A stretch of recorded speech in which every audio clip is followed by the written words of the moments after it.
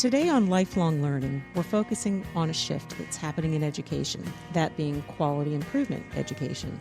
We see clinicians engaged in education for their personal improvement, but system improvement is a large part of the Affordable Care Act. So how does QI, or quality improvement, fit into education, and what does it mean for our listeners? We're here today to explore this. Welcome to Lifelong Learning on ReachMD, the channel for medical professionals. I'm your host, Alicia Sutton, and with me today is Robin King, CEO of the Alliance for Continuing Education in the Health Profession. Welcome, Robin. We're glad you can join us. Thank you, Alicia. It's nice to be here. Let's start out with kind of the global picture of what does QI mean. We certainly know our listeners are clinicians. They understand sort of the performance improvement, but how about quality improvement education? What does that mean? I like to think of quality improvement as a movement because there are a fair number of people everywhere I go that are talking about it. So it's a fundamental shift that's out there in healthcare and healthcare reform. More important than the movement aspect of it is actually the patient at the center and what happens. So we have a shift from what might have been the silos of individual practitioners to more of a team-based focus on systems change. And so when we think about the patient at the center of what, it's the patient at the center of the practice. And so then the shift is from an individual practitioner to how the team around the patient functions in an improvement of quality. And so that's taking the whole circle around the patient. And that is a big shift, obviously, with patients and families being beyond the recipients of healthcare and now being influencers of healthcare and healthcare education. Yes. So we can no longer talk just about any one of the components. And in the earlier forms of continuing education, it was the individual performance improvement. Okay, mostly when we talked about medical education, that's just of the physician. But now we have an entire workforce of a team, including the nurse practitioner, the RN, the LPN, the physician assistant, and now the pharmacist with Part D especially. And so there's a whole team of practitioners within the practice. And so the shift with the patient at the center is learning new tools, learning new educational models for a team-based shift in quality improvement for the practice that's around the patient. So it really is imperative that the educators around the country develop these new tools that are team-centric. So each professional, each practitioner of healthcare delivery finds a place on the team for a common goal, a common good, a common shift in quality improvement. Are you seeing any roadblocks to people moving forward in this direction? I mean, it's here. We know that. It's here to stay. As it should be, gives us much better data. Are you seeing some roadblocks along the way? Well, interestingly, we're here at the summit, the Alliance Industry Summit, in its 7th year meeting here in New Jersey this year. And one of the common things that I've been noticing is referencing to true QIE projects that have been going on since about 2000. And we have several members of the Alliance who have done very well in this space. It simply hasn't really taken that shift nationally and through the medical colleges, the medical schools, the nursing schools, and others.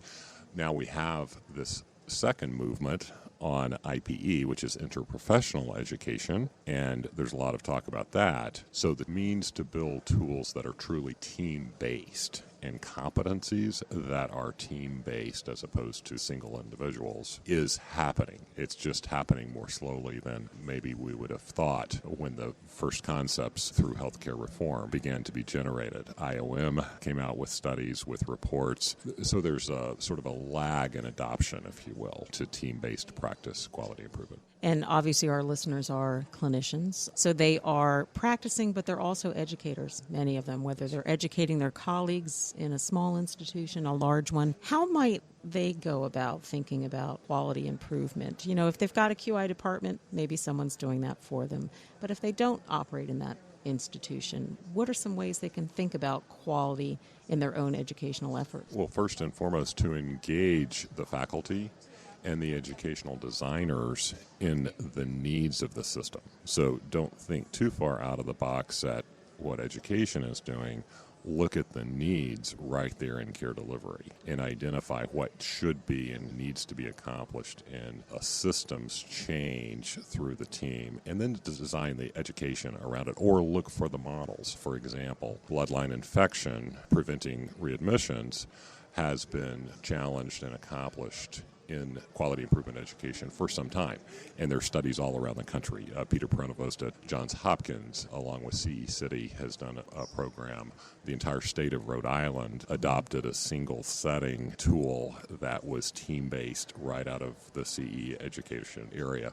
So there are examples around the country of projects that are scalable and are meaningful all the way down to reimbursement. We simply have to remember that it is achievable if we analyze the need, look at the gaps, and then talk to the education team and the faculty about how we can design a program. Now, you've mentioned some great companies and institutions here. They sound like they are constituents of your organization, the Alliance for Continuing Education in Health Professions. Tell us a little bit about what your organization does. Well, the Alliance is the largest and really only broad-based across all of the health profession education pieces. We have about 25% of our 2,200 members are hospitals and health systems, the wide majority of specialties, societies and subspecialties, and then the medical colleges, nursing schools, pharmacy colleges, the industry representatives, those who make grants for healthcare education, health practice education in disease areas, as well as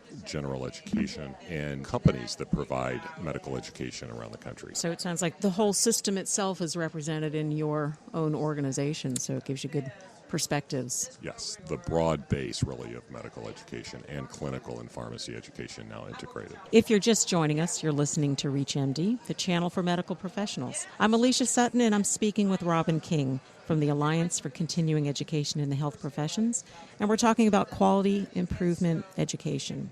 Let's look out a little bit, maybe not too far, but 3 to 5 years. What do you see changing in terms of how education might be offered or perhaps even measured as we look out on QI? Well, there is a lot of talk and a lot of shift on standards and measures in this area. And the United States has a great healthcare system that we all know about. It does have its issues in trying to reform for cost efficiencies, for funding efficiencies, and for real patient care that is measured in different ways. The things that are maybe critical are that we harmonize or find harmony within our standards for certification, for learning hours, if time-based education is truly going to continue and emerge as a means of quality improvement, to look at the way we deliver education. And the old didactic lecture may not be the means of the future. So we always have to be thinking about the learner as the practitioner in our sense, because we are all about practice education. And then if the patient is engaged as a member of the learning team and not self-prescribing, but self-identifying needs and a true member of the learning team, then we have to understand communicating with the patient, himself or herself, and the caregivers around them. So it's an emerging open box of new thinking. And it focuses clearly on education and research and quality all combined in one, for sure. Yes. Robin, when we talk about interdisciplinary education, when we talk about system education, clearly there are lots of silos in there, and they may speak different languages. They may do things a different way. How do we break down those silos so that we can get to the quality improvement end game? It's really important that we don't only talk about other people's silos. So it's maybe even comfortable to start with our own. And within educators here in the United States, there are different taxonomies that slow us down. And so we may be talking about a journal that certainly we can read or our colleagues can read, but it moves one step out into another area of the healthcare system, and the academia taxonomy simply doesn't translate. And so we have to think about our own silos, but at the same time, in this complex system of healthcare in the United States, we have to recognize the silos outside of education that we need to interface with. And for example, health IT.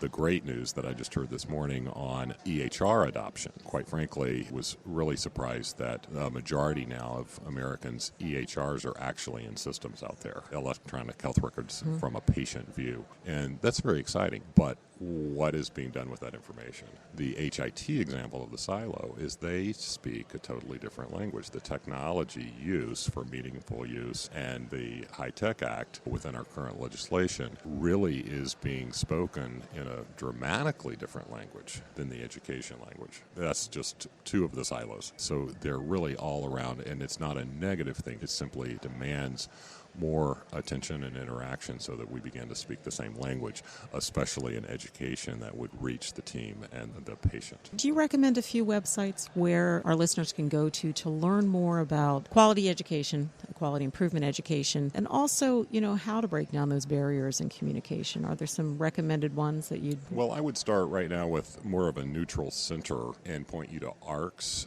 National Quality Standards, because there are 6 levers within the national quality standards that the HHS office right now is using as a guide, and ARC is a disseminator in a way of those standards, or calling for common use of those. So what I'm really pointing toward is a framework that we can all think about, learn within, then apply our own languages to try to speak across the framework in the United States. And obviously your own website would provide additional information. Certainly, and we're building for our quality improvement education content every day through conferences like this and the roadmap that will come out in September. Based on what you've heard at the conference and obviously what we've been talking about, what do you think are the most important points for clinicians to think about as they move forward? It's not like we really have much of a choice to change it. The Affordable Care Act, but also the desire to have that data out there and understand it and use it. So what would be some of the important things to keep in mind in their own practice? Speaking of data, of managing data, there's a clerical side and a tedious, if you will, side of all of that questions importance sometimes, but to recognize that our world really is accountable in various ways. So whatever our standards, our measures, our data metrics are really important. So just to focus in on the meaningful data, when we think about meaningful use in technology, for example, the great driver of that is the word meaningful. Okay, so to be able to select a data set that are most important and to manage those without trying to manage all data or deal with too much information. And are you seeing some health IT tools that stand out a little bit, even down to the mobile app level for a physician to use or a patient to use to get to the data that can tell a meaningful story? I did have the pleasure of going to HIMSS 14 this year. In working with HIMSS a little bit, we have a dialogue to try to infuse really educational learning into the interoperability program for HIMSS 15 next year. And so I hope that we're able to engage our competencies or maybe even find new competencies that will engage education learning into some of the technology. Not so specifically today that I would attempt to define that, Alicia, but rather work with the HIMSS interoperability program and think of new and engaging ways to invoke learning competencies. For our listeners that may not have checked out HIMSS yet, that stands for the Health Information and Management Systems Society. And it is the largest,